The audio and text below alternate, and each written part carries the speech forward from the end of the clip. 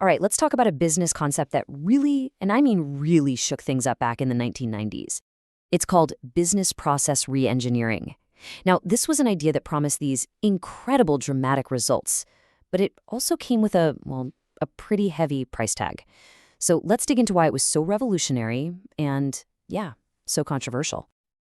This question right here, this is the absolute core of what business process reengineering, or BPR for short, is all about.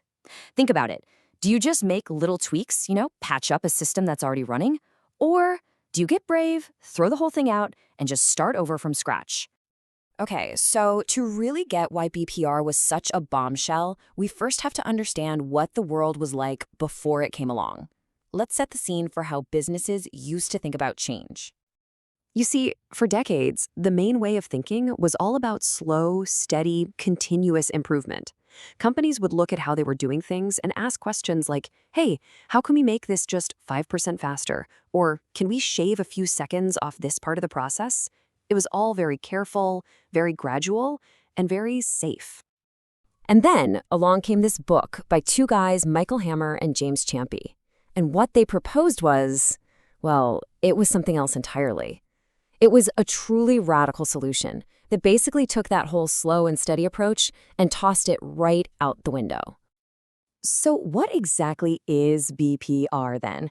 Well, it's not about improving what you've already got. No way. It's about total obliteration.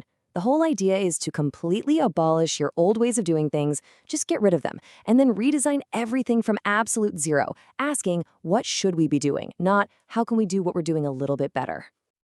And this entire philosophy, it really stands on three big pillars. First, it's fundamental. You're forced to ask the most basic questions like, wait a minute, why do we even do this at all?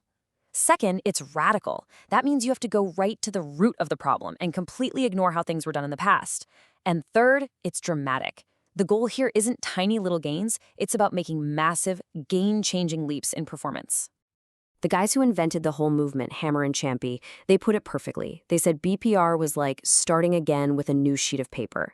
It's not about erasing a few lines on the old blueprint. It's about grabbing a completely fresh sheet and drawing a brand new one. Now, with such a bold idea, you can imagine it came with some seriously big promises. So what was it that made this concept so incredibly popular? Let's take a look at what BPR claimed it could actually do for a company. The people who backed BPR argued that the benefits were just huge. For starters, it demanded strong leadership, which could really energize an entire organization. It also tended to flatten out the company structure, creating bigger, more meaningful jobs for the employees who remained. It forced everyone to connect what they did every day to the company's big picture goals, and maybe most importantly, it put a laser-sharp focus right on the customer. But let's be honest, the biggest selling point was this right here, the promise of absolutely dramatic improvements, especially for companies that were in really deep trouble. The claim wasn't that BPR was just a simple tune-up. No, it was pitched as a life-saving surgery that could cause a complete turnaround, taking a company from the brink of disaster to incredible success. But, and this is a very big but, that's only one side of the story. For all its promises of amazing efficiency and rebirth, the reality of BPR for the people on the ground was often, well, let's just say it was very different. And this is where the whole thing gets pretty controversial.